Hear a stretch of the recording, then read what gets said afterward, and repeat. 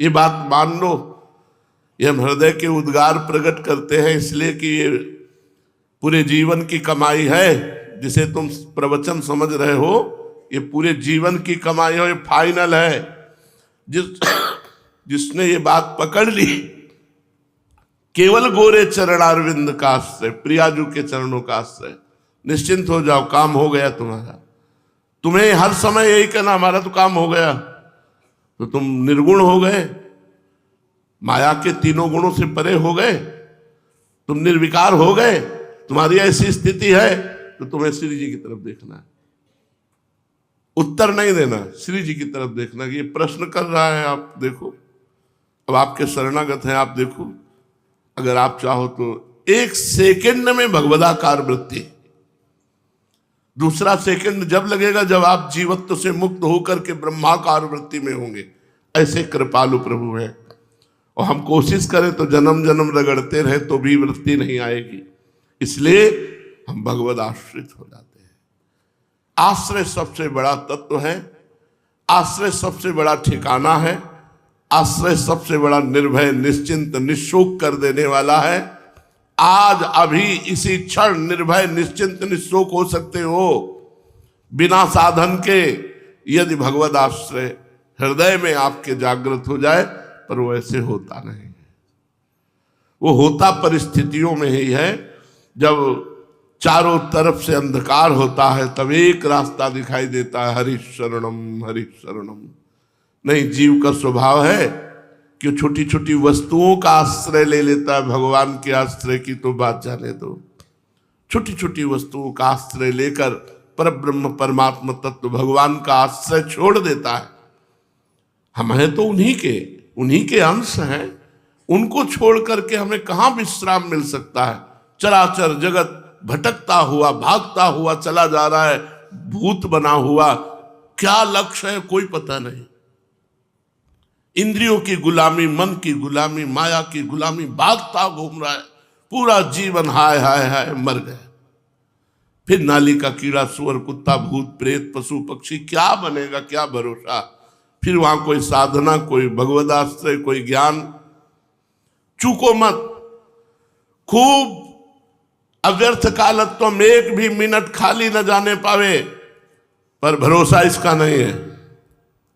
क्योंकि आज हमारा शरीर स्वस्थ है तो हम प्रयासरत हैं, कल ऐसी स्थिति नहीं रहेगी, कल ऐसी स्थिति नहीं रहेगी। और स्थिति परिस्थिति की गुलाम नहीं होती।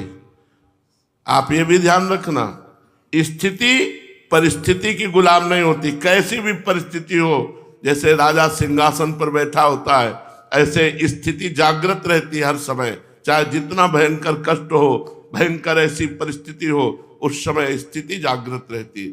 जीवन भर कमाई किया, उसका फल मिला क्या? स्थिति। परिस्थितियों में भी अपनी स्थिति नाम डगमगाए, उसे स्थिति कहते हैं। भारी से भारी प्रतिकूल परिस्थिति, मृत्यु का सामने स्वरूप दिखाई दे रहा है और आप मुस्कुरा रहे हो। मैं दृष्टा हूं, साक्षी मात्र हूं, मैं शरीर नहीं हूं।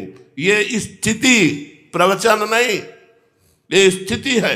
हर कष्ट, हर दुख को दृष्टा भाव से जो है उस तत्व का अनुभव कर रहा है। ये आश्रय से मिलता है, ये पढ़ने लिखने से नहीं मिलता। नायम आत्मा प्रवचनेन लभ्या न मेधया न बहुना श्रुतेन। बहुत प्रवचन कर लेने से या बहुत प्रवचन सुन लेने से या बहुत बुद्धिमान होने से इस तत्व का बोध नहीं होता। ये भगवत कृपा से होता है, तुम्हारी कृपा, तुम्हें रघुनंदन। इसलिए अहंकार छोड़कर भगवान के आश्रित होकर खूब अव्यर्थ कालत्व, इस शब्द पर ध्यान, एक भी मिनट खाली न जाने पावे। कभी नाम चल रहा है, कभी वाणी चल रही, कभी भगवत चर्चा सुन रहे, कभी भगवत चर्चा कर रहे, कभी भगवान की पर्सनल वार्ता कर रहे, प्रभु से वार्ता कर रहे, भगवान की वार्ता पर्सनल भगवान से कर रहे। नाथ आपका स्वभाव ऐसा है, आपका प्रभाव ऐसा है, प्रभु अब तो आपके भरोसे है, अब आप देख लीजिए। प्रभु से वार्ता कीजिए। आते हैं मूल प्रसंग में। कल के प्रसंग में था महाप्रभु चैतन्य देव कीर्तन के बीच में बोले कि एक अवधूत महापुरुष पधार रहे हैं नदिया में, नवद्वीप में, आप उनकी खोज करो। तो जिनको अवधूत करके संबोधन किया, ये भगवान के स्वरूप ही है। जैसे चैतन्य महाप्रभु को भगवान का स्वरूप माना गया, कृष्ण स्वरूप, तो नित्यानंद महाप्रभु को बलराम का स्वरूप माना गया। और महाप्रभु के नाम के पहले उनका नाम उच्चारण किया गया, निताई गौर हरि बोल। निताई, नित्यानंद महाप्रभु की खोज के लिए वैष्णवजन व्याकुल हो गए कि महाप्रभु ने भावावेश में कहा कि कोई अवधूत महापुरुष पधार रहे, उनकी खोज करो। महाप्रभु अवतरित ही हुए हैं पूरे जगत को भगवान नाम में डुबोने के लिए। अपने धर्म की रक्षा के लिए स्वयं भगवान ने कहा, यदा ही यदा धर्मस्य ग्लानिर्भवत भारत अभ्युत्थान अधर्मस्य तदात्मानं सृजाम्यहम् परित्राणाय साधूनां विनाशाय च दुष्कृताम धर्म संस्थापनार्थाय संभवामि युगे युगे। कभी कभी धर्म की स्थापना के लिए भगवान विनाश लीला करते हैं, दुष्टों को मारते हैं, फिर धर्म की स्थापना करते हैं। कभी कभी भगवान प्रेमी रूप में अवतरित होते हैं और दुष्टता का विनाश करते हैं और दुष्टों में साधुता का स्थापन करते हैं। दुष्टों को मारते नहीं है, दुष्टों की दुष्टता का विनाश करके उनको साधु बना देते हैं। पूरे परिकर के सहित पधारते हैं भगवान। ऐसे ही पूरा परिकर यहां भी पधारा हुआ है।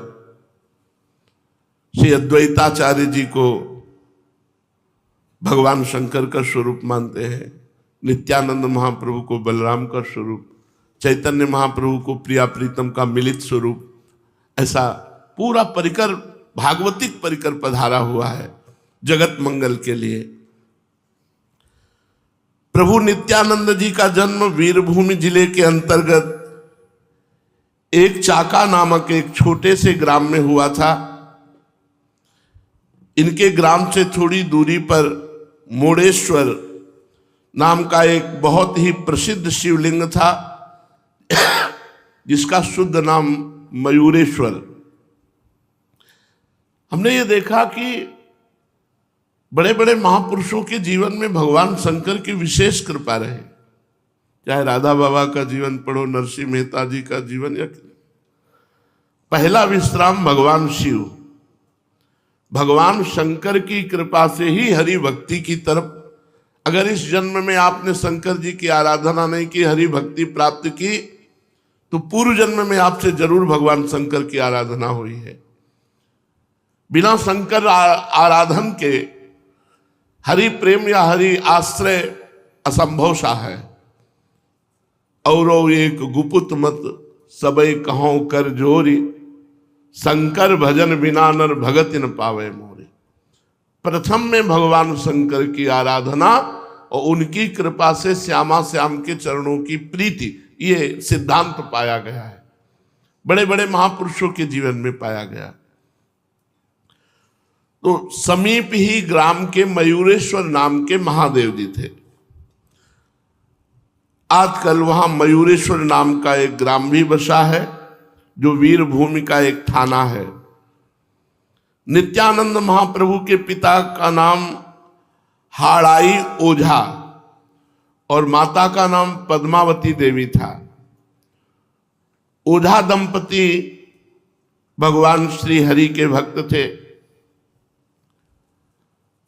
बिना परम भागवत और सद वैष्णव हुए उनके घर में नित्यानंद जैसे महापुरुष का जन्म हो ही कैसे सकता था। उस समय सांप्रदायिक संकुचितता का इतना अधिक प्राबल्य नहीं था। प्रायः सभी संप्रदायों के मानने वाले वैष्णव स्मार्त मतानुसार ही अपने को वैष्णव मानते थे। सबके उपास्य देव भगवान श्री हरि ही होते थे। हरि पूजन को ही प्रधानता देते हुए अन्य देवताओं की भी समय समय पर भक्ति भाव से पूजा किया करते थे।